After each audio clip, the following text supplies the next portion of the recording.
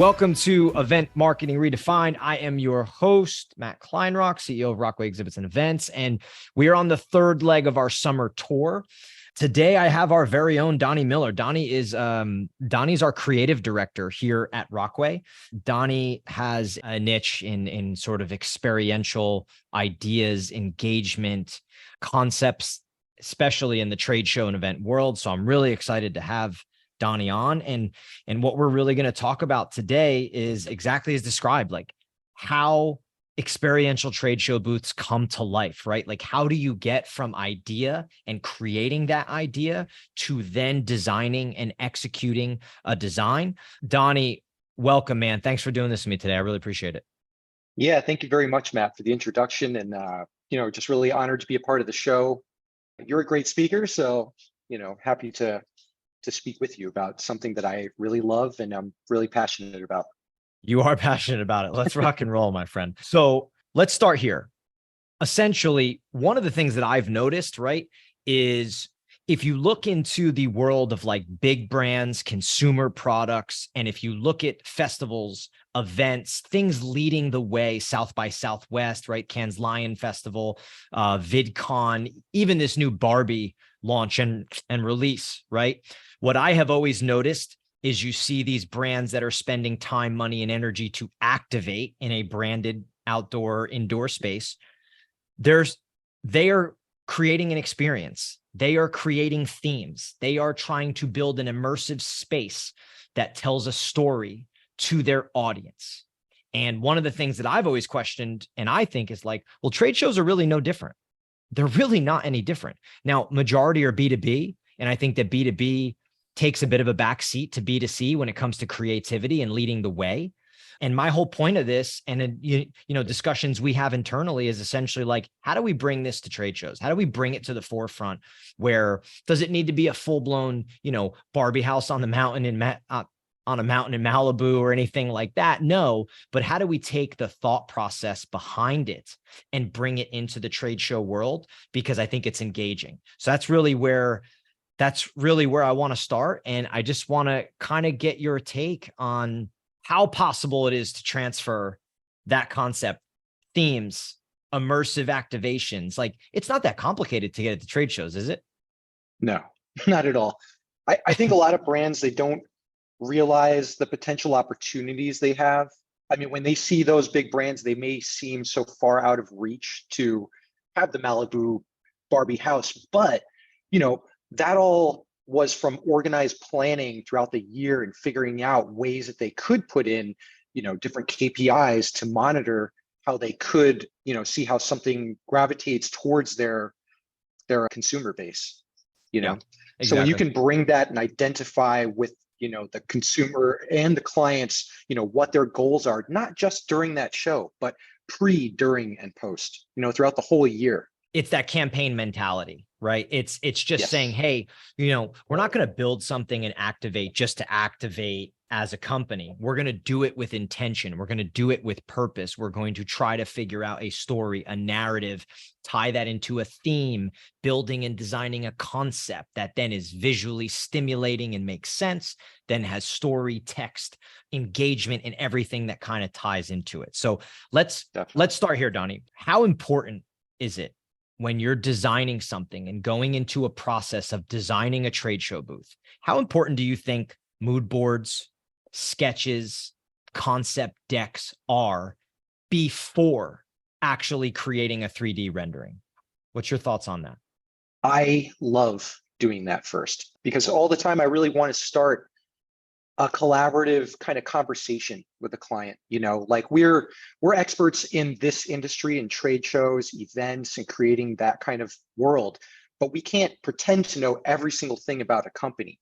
So doing a little bit of research and finding what value props they may have, what new products they have, and really, just like the value props, what sets them apart from everyone else, and how do we leverage that to tell that story at the show is extremely important. So by doing that with that conversational approach, instead of like, okay, yeah, we'll come back in a week or two, here's your finished product. Well, what if you don't like that finished product? It's either hit or miss.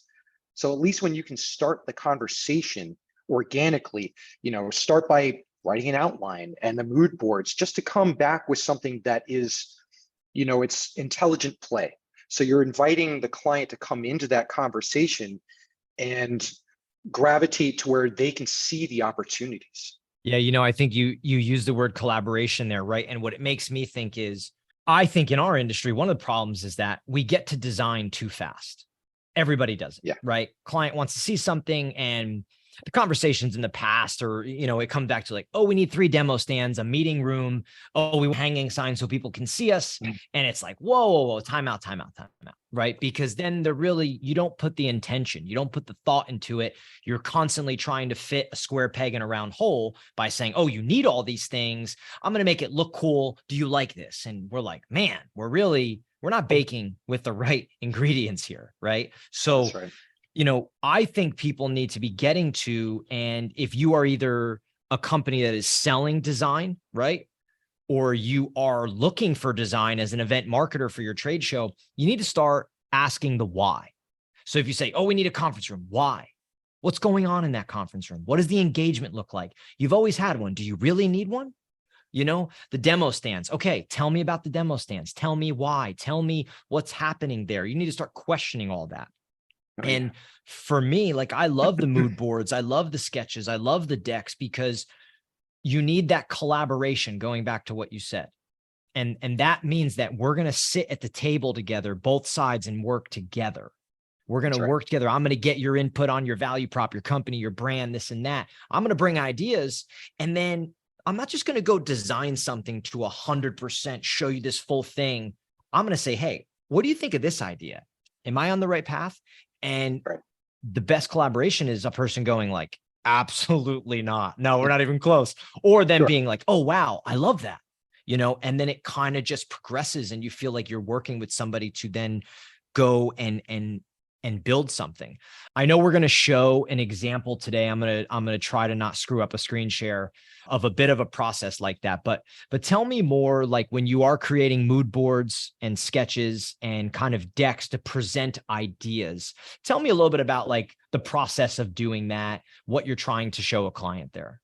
Yeah. I'm really trying to get all of my thoughts out on something visual to provide like proof of purchase, basically, and not go too far down the line. So even initially not showing finished renderings, because I want to make sure, like, by doing the research, are they, are these the final kind of graphics, or is this where you want to go? So I want to start with, just like the beginning of a dance or the beginning of a movie there, or a song. There's an intro and a crescendo and an outro. So with the intro phase, I don't want to just open the fire hose and, so we start trickling in some of the ideas, some of the themes that can be married with their initiatives for the year and for that show, so they can see, oh, here are the opportunities. Or if they have an idea, they come with an idea, here's how we can really flesh it out and make something truly unique that's, not only yours, and for your consumers, but everyone else is like, whoa, what's happening over there? I like that you said truly unique, right? Because what it makes me think is, we want trade show exhibits to be unique. We want these activations on the show floor to be unique. Going back to the first point we said, the biggest brands are putting out immersive, themed, unique experiences. They're trying to wow. I'm a believer that on the show floor, that's what you should be trying to do. You're going through all this effort to do it, right? You're going all this effort and all this money to be there and engage your customer and have conversations. Why not be interesting? Why not be different? Why not tell a story? So part of the reason that we're here today talking, right, is because I want to be able to try to provide a ton of value to event marketers onto, okay, we're going to go get a new trade show booth, or we need to design a new trade show booth. They're in that phase, or they're thinking to themselves, hey, I want to step our game up at our next trade show. We're not doing the right things. We need a better booth. We need, there's a lot of people that feel that way out there, because we get a lot of requests that come in. People are like, hey, we want to step our game up. Literally verbatim, they'll say that. So walk me through sort of, what is one of your first conversations with clients of ours when you get into the process, right? You get added in by one of the account execs, and you typically go to a meeting with a client to talk about a project, a booth, or an up and coming. Give us a little insight as to what you are doing with them on that first call. What's the conversation like? Really like seeing how the research that I've done matches with what they're talking about, and if I can discover anything else and ask, qualifying questions, to see if that is a lane for opportunity that they are interested in, that we really can. So you've already done research, you're embellish on. saying. You've already done Yes, research for to be sure. prepared for that call on the company. Yeah. Yep. And I don't want to go in there saying like, oh yeah, well, I know about it all. Like, they usually will come and give us a little spiel about what they're going on, what products they're unveiling. And then I'll just, confirm that in my head, like, okay, that is lining up with this and this and this. What do you think are things that event marketers who are trying to get a better trade show booth, a better presence, a more experiential trade show booth, what are things that they should be focused on? What are things that they should be thinking about? Outcomes, the PR statement at the very end. What is that going to be? How can you imagine, Rockway wins big at this show, they, make a splash at CES, something. How do we start with the end and then figure out how to get there? So it's kind of projecting that out in the first place. So it's kind of the idea, beginning with the end in mind is really what we're talking about. It's like, okay, yes. Why are you going to the show? What is this all about? What are the outcomes you're trying to create? What about audience, right? Like, I mean, I'm a big believer in a lot of times when people come, and I've seen this for years, they want a trade show booth. And I'm like, well, tell me about your audience a little bit. Who is the audience? How can we cater this experience to them? Like, I always use the example. I mean, when you walk into a grocery store or you walk into a Target or a Walmart or some kind of in-person store, I mean, these retail stores, they are strategically laid out. Mm-hmm. It's not like a guess. I mean, it's strategically laid out for your experience to be convenient and for you to spend more, right? So, how do you kind of have discussions about the audience and learning more about their target market in terms of like how this concept comes to life? Like, how in depth do you go? I think it's extremely important. I mean, with the demographic in mind, we can create kind of user profiles or a unique experience to those kind of tiered consumers. So, you may have one that you'll ask them, what are your key demographics that you have at the show? What are you trying to do? And so maybe one of them is this idea of they don't know about the company. They need to see everything from A to Z. So we may create a linear journey that shows all of those touch points, and they can kind of learn as they go through with different engagements on the way through, and then, providing content for them to share and make impressions if that's their thing. Otherwise, maybe they already know about the company and they want to know what's the latest and greatest. So then we may encourage something more of like they do some sort of self-guided exploration, so they don't have to hear, welcome to blah. It's like, man, I know that already. In fact, I got off a plane. I got something to do afterwards. So they may go check in here, and you may want to create some unique way that says, hey, welcome Matt Kleinrock to the show. We've already set up a first touch point for you over here. So now you feel that they're paying attention to you, and you already have the track started for a unique approach to go to the next touch point. So I think creating profiles like that and really leveraging the demographic is and being versatile enough. You want to speak to the masses and particular audiences at the same time, so you can figure out different ways to approach. Let's talk a little bit about, I always use these terms like concepts, themes, and narratives, right? You are typically trying to come up with concepts, themes, and narratives before you design a trade show booth, before you get there. And I think that's a huge issue. So, for event marketers listening, and even for designers listening, like concepts, themes, narratives, ideas, they come first. That it absolutely comes first. It should come first based on the objectives, right? What Donnie said, the end in mind. It should come based on the audience and things that you are trying to convey. But this is where the idea phase comes in. So this comes first, and then the design comes after the fact, right? So, Donnie, how do you develop concepts? How do you develop ideas? How do you develop themes? Where does it come from? What's the magic sauce there? The man behind the curtain. It comes from the research. It comes from the research, looking into the company. If I can look through an annual report and find from a public company and see that top level information that shows what are they trying to do throughout the year? What new products do they have? That's one set. That's one pillar. Then another pillar is maybe the demographic information. How are they trying to approach those demographics? How do they work with them? And then another pillar might be the economic kind of trending atmosphere. What trends are happening right now that we can actually communicate with specific audiences. And then we'll take all 3 or 4 of those pillars and all that research, and then you start to see where the solution starts to flesh itself out and build something that's truly, unique. It's not just the run of the mill, yes, we need a closet and, the demo stations. Yeah, I think it's such an important piece here is thinking about those things, right? Because it is how truly great concepts come to life when you actually see them when they're designed, because they do stem from an idea. They're not just a designer in a box trying to create something that like looks good. You know what I mean? Where they're like, hey, what do you think of this? It's like, no, this stems from an idea. It has roots. It has purpose. So, just going back to this, if you're an event marketer and you're looking to have better trade show booths, like flip your mindset, right? Donnie, what kind of advice would you have to, one of our clients? Let's say they weren't working with us, right? They're working with somebody else, or, and they're getting design work. What are kind of like red flags that they should find, that they should know maybe the process they're being taken on is not a great process, or, that they're not getting asked the right questions and things? Any sort of tips for someone like that? I think, they should be, again, if they don't know about the trade show environment, then leverage us, leverage the company that are the experts and come with all this information to feed, but don't, starting with a lot of the times like the cart before the horse. So they start immediately with like a list of, we need a meeting room, we need a reception desk, we need this, we need this. Those are all vastly important. And we know those are there, but those are in the box. And I think understanding the box is one thing, understanding the regulations, the show, where the approaches are, all that stuff. Once you know the box, then throw it out and actually work around the box. Create something that is surprising, that not only surprises like their consumers, but them too. There's like, wow, I never even realized we could do this as an option.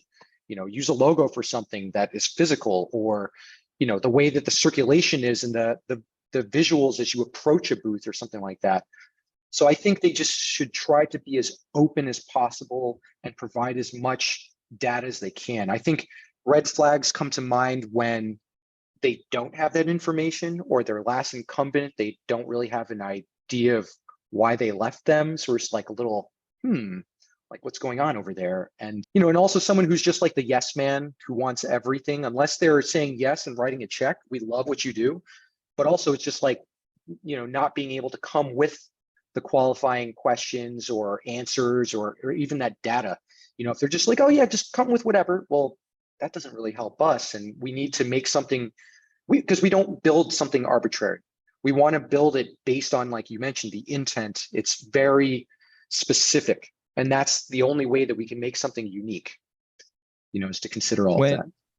When you say experiential, trade show booth, what does that really mean to you? What does that mean to someone like yourself?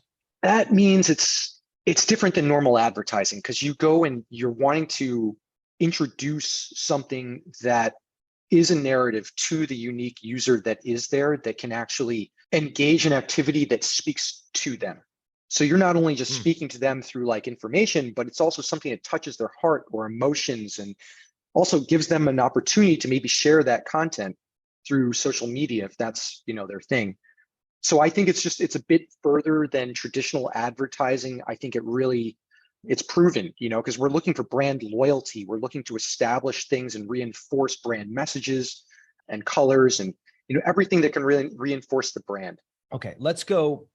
If anybody has any questions, utilize the chat, throw them in there, the chat, Q&A, whichever is better for you that you prefer. I'm going to try to do a little bit of a screen share here, so bear with me. What I wanted to show people is all the stuff we're talking about. I want to show people a little bit of a project of what this kind of looks like, ideation all the way to completed product, so we can see sort of how this works. Because I think one of the main things that's a bit of a stigma in the industry is that essentially you need these massive budgets, and only these really big companies can put out sort of these immersive or experiential environments at trade show booths. And I just completely disagree with that. I think people in 10 by 20s, 20 by 20s, with with reasonable budgets, that if you just want to do stuff a little bit better, you can. Even larger booths, of course, right? But I think a lot of times people think, oh, that's not really for us, we're not there yet. And they're leaving it to people that are major companies exhibiting in large spaces. But it is possible at all sizes. I think it's about the intention and the purpose. So, let me jump on a question before I go to this Q&A. So we got a question from Leah. Leah, good question here. It says, any idea on a good way to get the message out that our company was purchased by another company? Leah, just clarify for me in the chat. Are you saying how to do that at a trade show, specifically in your trade show booth? Just clarify for me if you don't mind. Yes. Interesting. I don't know, Donnie, what do you think? So say we have a company that comes to us, they've just been purchased by another company. And I would presume, and Leah, you can answer yes or no in this, that it would be not a launch of it, but the first time in person to be able to launch and say, hey, we've been bought. We're, partner, brother, sister under their umbrella, however, you want to put it. So what would be some ideas, Donnie, of how you might launch that, or just ways that might be exciting or different? I mean, the whole idea of what you just said, launching, and if that's the first place that you are making that splash, then you're really providing some way that you're showing like support.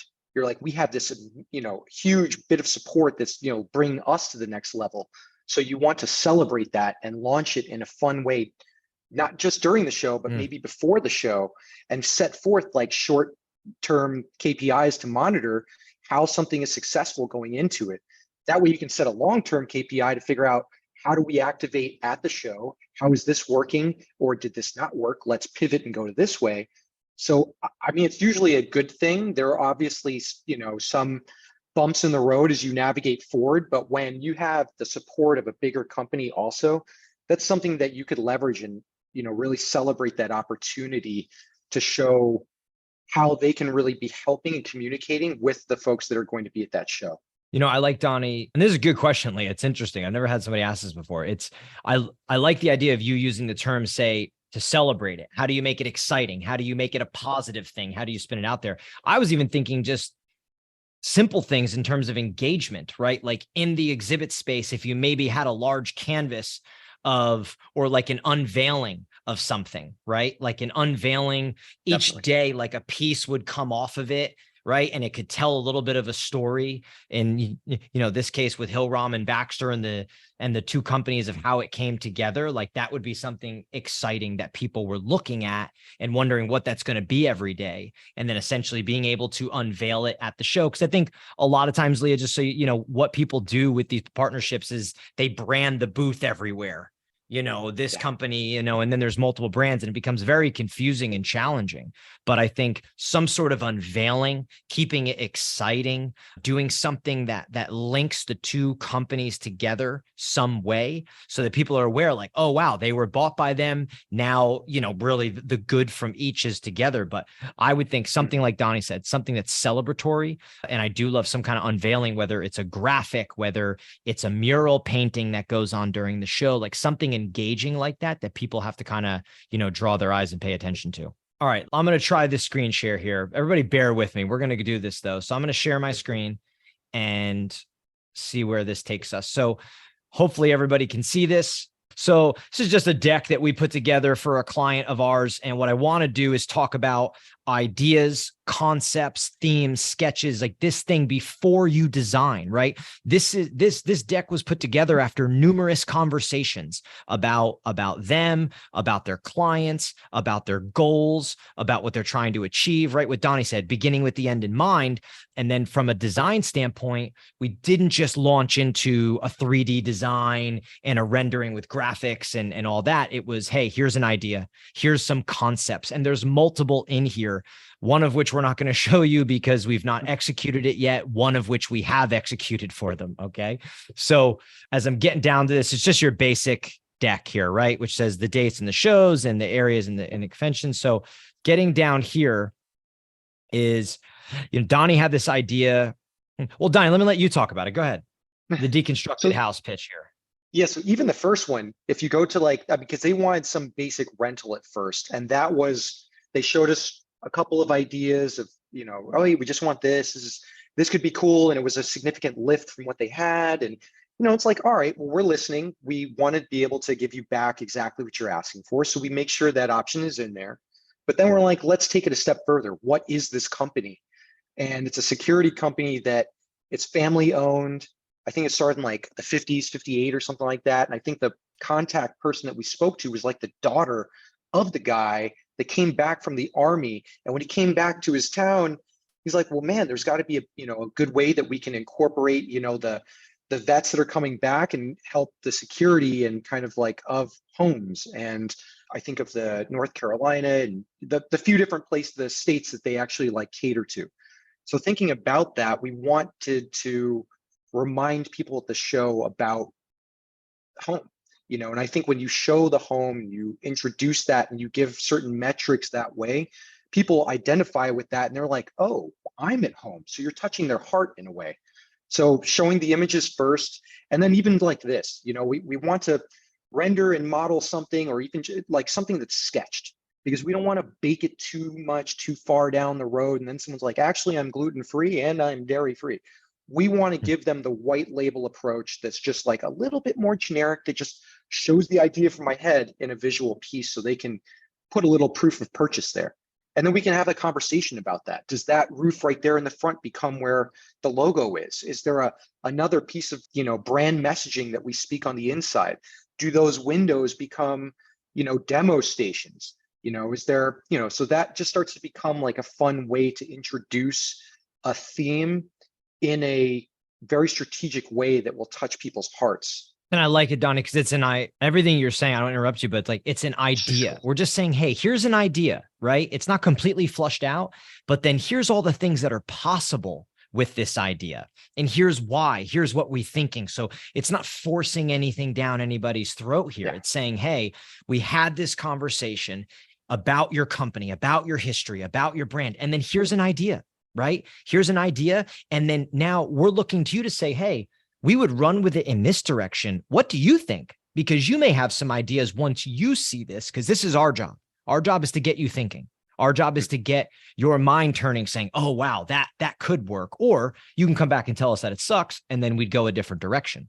So exactly. I wanted to show that first to everybody, so people could see sort of that sketching concept that was there. And then for everybody can see, they ended up liking the concept, right? So, multiple calls, learning the company, having discussions about the strategy, what they were trying to accomplish. You create a little bit of a deck. There were other ideas in there. There's actually one that has yet to be executed. This concept in this booth has been released and executed, but there's another one that they really liked. We just kind of couldn't get to it fast enough. So they want to do that at another show. So essentially then, after that, what you go to for me is a finished render product. So it's now showing them, and you can see the screen, correct, Donnie? Yes. Okay. So it's now saying, hey, we found this concept, we had conversations, and then now it begins to flush out what this project looks like, right? It's now starting to bring this project to life in this next step. Having conversations about graphics, having conversations about tones, having conversations about placement of things, and giving just a really good glimpse into that this project is starting to come together, per se. So Donnie, I don't know if you have any thoughts on kind of this next step and, moving into it, but. Yeah, I mean, it just further carries along that conversation. So, they have internal people, they have internal assets. What are you trying to show at that show specifically? And how can we work with your team to incorporate messaging, that level of design and messaging? Yeah. Yeah. I mean, messaging where, it becomes, I think, more of a collaborative process here. This one happened to go well. And the other thing that I think is super important is, like, if somebody says, hey, I have a 40 by 40 and I have $300,000 or $400,000, of course, you can do a lot. But what about the people in a 20 by 20 that have 70,000, that have 100,000? They have a good budget, but they don't have earth shattering where you're like, oh, wow, hey, everything's on the table. I want people to understand that a better process and more driven in the idea of your customers, your end goal in mind, your actual strategy, the way you want to engage people, all those things, if you can just change your process and you can do things a little differently, you can utilize your budgets better, you can show up and you can appear better at trade shows, and you can deliver an experience to your customer. Okay. So let's go. Tell me if this works. I want to show everybody the finished product, right? Because we've been here now. So this is now, did the screen change, Donnie? Yes, sir. Beautiful. So now this is just showing people what the finished product came out, right? You saw a sketch, you saw ideation, you then saw the, the 3D scaled model and rendering. Obviously things had to be flushed out. You can see there's little changes as you go along. Here's another view of it.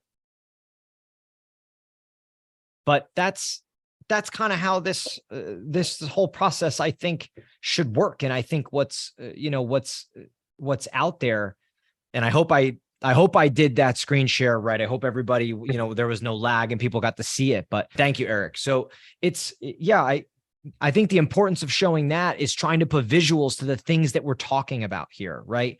Clarity that it's not all budget.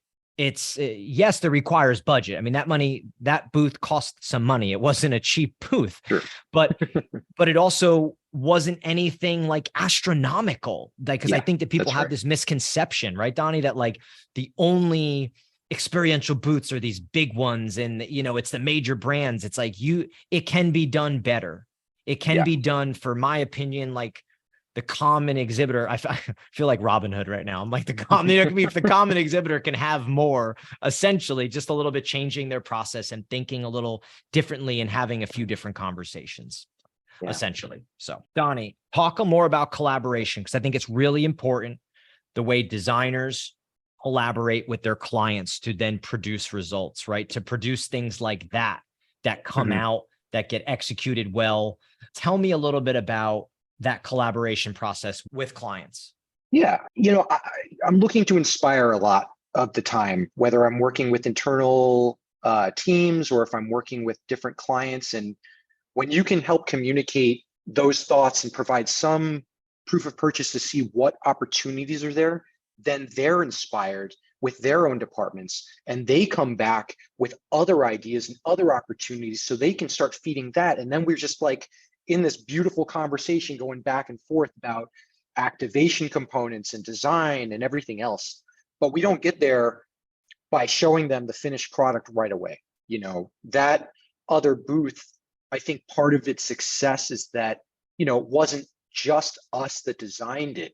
I feel like we all designed that a bit together, like definitely we're providing and showing certain things, but they're then saying and working with their teams by saying, oh, we can do this. And for the, the other piece in there, how that could be a part of the same structure, a part of the same kind of launch for another show, so I think it's just creating more of those opportunities and then bringing back to them and seeing what they can come back with other opportunities, because they're like, oh, that's great over in this area. Maybe we could do this. Oh, also we have this thing that's over here. Could that work? And like, oh, that's something great we could factor in. So you're starting to hear their opportunities and their inspiration. And it's really that collaborative effort that helps to get us to the next mark and, get repeat customers, I think. Yeah. So we have a comment in the chat here from Eric. Eric, I agree with you here, but I have an answer, I think, or an idea nonetheless on this. So Eric said, I just did an exhibit for a client for Google Next 2023, and I could not get the client to give me any input. It's very frustrating.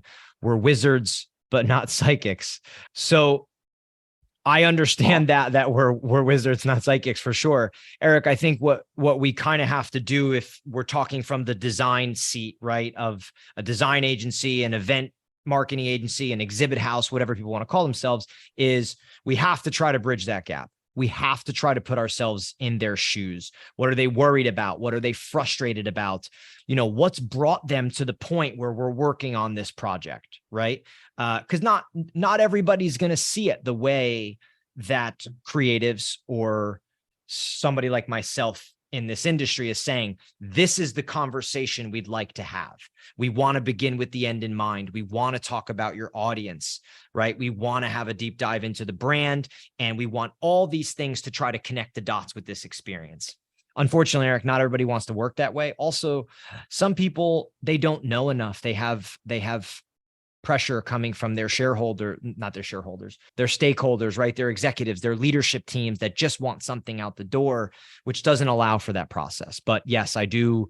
We're wizards, not psychics. It's a good way of putting it. Donnie, tell me, let's talk a little bit of marketing strategy that goes into Sure. these, right? Into trade show booths. Because I think at the end of the day, trade shows are sales. It is sales and marketing. It is a sales and marketing tactic, sales and marketing strategy. Oftentimes, people already have full-blown built-out campaigns. People already have all the marketing language, all the marketing story. How important is it to take those things and bake them in to a trade show booth? It's so important. I think it's almost like, I mean, even to visit Eric's comment as well, sometimes, especially in this economic kind of field that we're all dealing with, there are a lot of layoffs, a lot of new people at it, a lot of senior people who are taking on multiple hats. So you might have someone that manages the trade shows that is not necessarily connected to the marketing person, the CMOs and all that stuff. So if you're able to identify, especially with Google, because it's a public company, so you can look and see what top level initiatives they have. You can look and identify the top level initiatives at the event, and then you can try to figure out ways that you can quantify and give them ROI. You're looking to show them, like, this is what you can get. A plus B equals C. If they can't, and then you show them like that opportunity, and they say, oh, well, you're kind of helping to inspire them a little bit, because it's not always easy, and we're not always, hitting the mark and inspiring everyone's like, oh yeah, we want to come to the party. But when you can identify things in their own company that they're like, they heard on the back end at a town hall meeting that they're just like, wow, how do you know that? It's like, well, we do our research over here, and we saw that as an incredible opportunity to leverage at this show. And given the demographic, we thought this could be something that you're doing, and because you're also making these impressions, we could do this. So it's like throwing a rock in a pond and seeing the ripples. How much do you want to capture those ripples? And when they don't, they're missed opportunities. And at the very least, it's understanding what those are for a post-show follow-up to see, like, to at least learn from those, and figure out how you can pivot the next time and communicate in a different way. Donnie, you just said missed opportunities, right? And man, I think that's such a perfect way of putting it, which is when you have that presence at a trade show, if you are not implementing some form of marketing strategy that's folding into creating an experience, telling a story, building a theme around those things, you are missing opportunities, because creating experience, telling a story, creating themes, to me, concepts, that whole piece, what it really, really does, in my opinion, in an in-person setting, is it engages people. You are not going to sell people, build brand awareness, drive leads, qualify. You're not doing any of that unless you first engage somebody. So I know there's some companies that have long standings. People come to their booth no matter what. I get all that. But just imagine if you did more, right? Those people that always show up are going to be real impressed. They may be more engaged. They may ask more questions. And then also for the people that maybe have never given your brand a shake, have never given them a fair shot, have never really been interested because they don't know your story. They don't know your narrative. They don't know your value proposition. You have to tell it in a creative manner. And I think for me, I'm just kind of clarifying in my own brain, like, that's missed opportunity without question on the trade show floor. Let's talk engagement for a little bit, because I think that's a piece of this, right? I mean, the design aspect of formulating an idea and then creating it over, a sketch, a napkin drawing. I mean, I don't care how it comes together, right? But we talk about this all the time. Is engagement inside the exhibit space? How will you engage your customers? Because the question that we always ask, or I love to ask, is, hey, You're there for an ideal customer. Most people are there for customers, right? At the end of the day, but everybody says that. And then you ask, well, hey, let's say I'm an ideal customer. Let's say we're day 2 on the show floor. I just happen to come strolling up to your exhibit. What happens next? What does that engagement look like? So Donnie, I know we've done stuff, with games and different types of things, but let's talk a little bit about engagement. Give me your thoughts on that. Sure. It's almost like looking through a company and seeing their sales process and how they get new business and figuring out a really fun way to communicate that to their audiences. So if you have specific demographics at that show, you could speak specifically to them in a unique way. And there are a lot of companies that do canned sort of games and things like that. And when people hear gamify, they're like, oh no. We don't play asteroids since 1987, but it's a fun way that you're really in a surprising way, unexpected way, communicating to that person, and you're allowing them and empowering them to say, hey, here's something that we know that you might be interested in because they fit a certain demographic, they like this thing, but that could be part of the narrative, in order to induce the FOMO, because there's different kind of levels of engagement also. From afar, you want to be able to see where they are in the show floor. You want to be able to navigate up to it. And then when you get into it, you want a bit more of an intimate approach sometimes. And you also want to, encourage healthy competition. So if there's a putting game and Matt with the Masters poster behind you, sees me putting something and I got the top score on the board there, and I'm still learning about, whatever this company is doing. So I'm basically learning at the same time. And in order to put my high score, well, maybe I have to put in my information there. And then Matt's like, well, whoa. Donnie got that. I bet I can do better. So he comes up, takes his putter out of his back pocket, and then just swinging, getting right on par and everything. So it helps to drive the excitement at that kind of intimate approach and helps to really capture the leads in a good way that's also informing and educating people to understand about a sales approach or new business approach without just like, oh, here's a pamphlet, let me read through it. This is wonderful. It's like, no one wants to do that anymore. They want to engage with something at a show, and you literally have like thousands of people at the trade show. So figure out a way to make a splash, induce that bit of FOMO. So people are like, whoa, what's going on over there? And that even goes to the prizes and tiered giveaways at the end. If you have 1,000 people coming and tier 1 giveaways are $250, that's a lot of money. So rather than do that, maybe have some grand prize that you offer a select 3, and then you offer opportunities for those select 3 to share those moments afterwards. If that's part of what the company is about. But that's really like showing how much the company cares and communicates to build that brand loyalty. Really talking instead of just giving tchotchkes away. Here's a pen. Although I love pens. I like when you jumped in there and you said about the sales process. It's taking a company's sales process and finding a way to do it in fun, engaging, informative, and deliver it differently, right? It's like everybody learns differently. So delivering information or teaching differently can help different people. We got a really good question from Sam here that I want to get to. But one thing, just to piggyback on what you said, Donnie, when it comes to engagement, I think one recommendation I have for anybody listening is clarify engagement, right? People just say engagement just like they just say experiential. So clarify the kind of engagement that you want, because engagement comes in many, many, many forms. So you could literally just throw an offsite activation and say, I just want people to show up, drink, dance, party, and have the best time ever. And we want to have a ton of fun. That is engagement. It is, but you have to clarify the type of engagement. How do you want someone to feel when they leave, right? And then you can build engagement, whether it's gamification, whether it's panelist, podcast conversations, debate, parties, competitive demonstrations. There's so many ways of doing stuff, but you need to know what is the emotion that you're trying to evoke from somebody. I think then you can kind of march forward into getting creative with what that engagement is. So kind of label the engagement, label the feeling that you want, and then you can backdoor. Because too many people are like, oh, let's put a skee ball game in there. Let's do this or that. They just throw things out there when really, like anything else, should start from the beginning. What is the engagement? What do we want them to feel? What kind of engagement do we want to have or have them? And then you go from there. Sam, good question here. Sam, I'm going to read this. I work with a lot of event specialists that are stuck building booths that the brand thinks is best, but realistically isn't working towards their goal. How do we move away from that? Their brands don't understand that building a booth has a certain goal that may be contrary to the wish list the brand representative may have.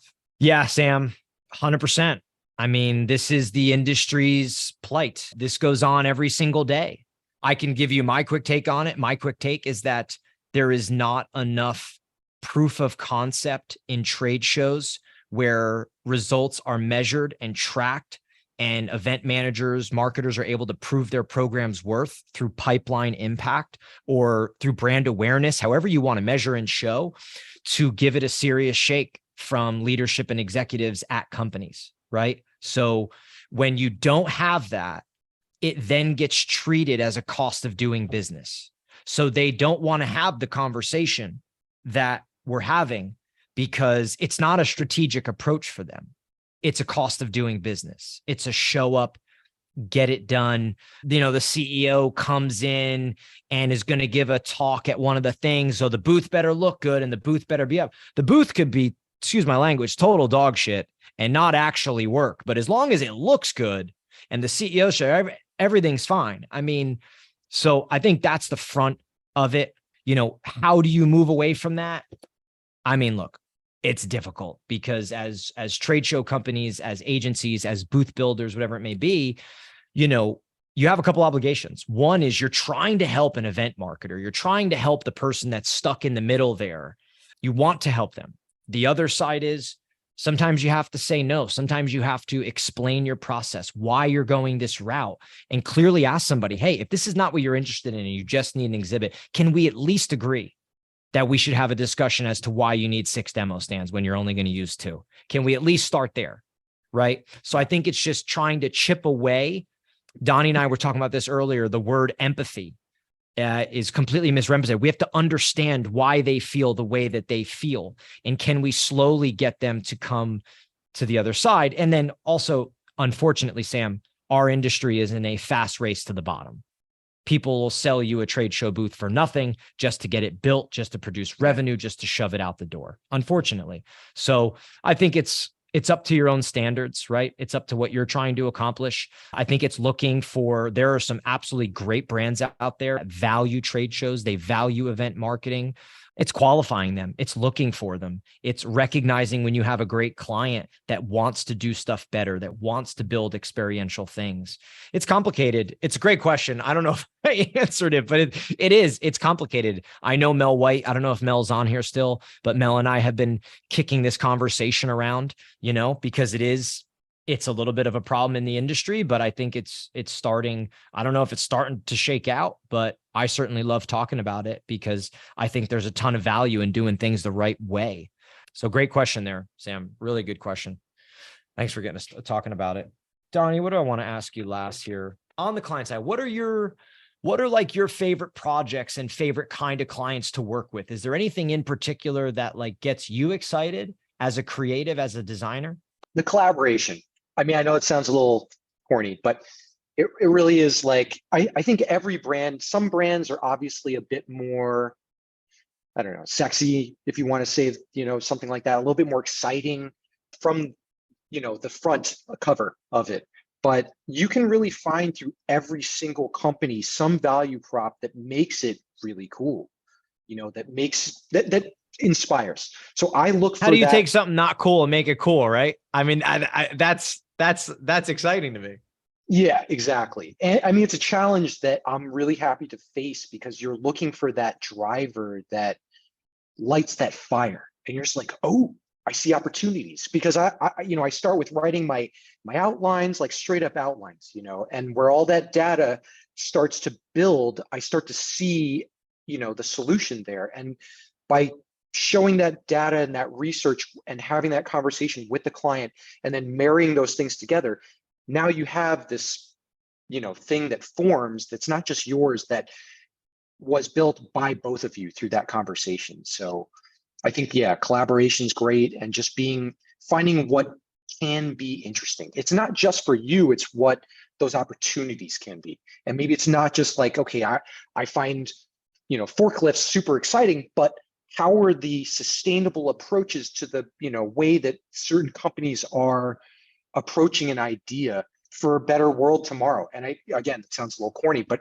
that is exciting. And that, especially in the world that we live in, where it's on fire in some areas, we need to figure out those things that can encourage everyone else to keep building upon that. So just, collaboration. If anybody has any questions, throw them in the chat, because we're coming up on the hour here. So if there's anything that maybe has dawned on you that you'd love to ask, or you need some help on something, Donnie and I are glad to jump on it. Donnie, with what you just said there, I think it's a cool point, right? I think it's cool. The idea, like there's certain brands that are just cool and they're easy. And the minute you say their name or you see them, you're like, we could do so much. A lot of those are consumer brands, right? But you get in B2B brands, as you shift to B2B, it just gets more and more boring. It just does. It gradually scales this way. So it's harder, but I think there is the fun in that. And should brands be fighting to say, okay, how do we differentiate? How do we make it fun? How do we make it, follow in the footsteps of what consumer brands, like I saw the thing the other day, I think it was on BizBash or something, where, Frito-Lay, who owns the brand Cheetos, I mean, they made a mechanical bull look like a big Cheeto and people were riding it. It's easy because it's Cheetos. If you said, hey, do you have ideas for a trade show booth or an activation for Cheetos? You'd have a million people with a million different ideas. When I ask you for a brand, ask you for a company that you've never heard of before that, I don't know, makes industrial fans for commercial buildings, you don't really fly off the handle with it. But being able to do that, I think, is part of the challenge. What I got in here, Mel says, no one views a trade show booth as a strategic event competing with several hundred other events on the show floor. Best event wins. Mel, I'm not following the event part there. I don't know, because I don't know, Mel. I feel like in a sea of trade show exhibits in a big floor, I think it is strategic, right? Like, I think that, especially walking all the show floors I've walked, the parity is unreal.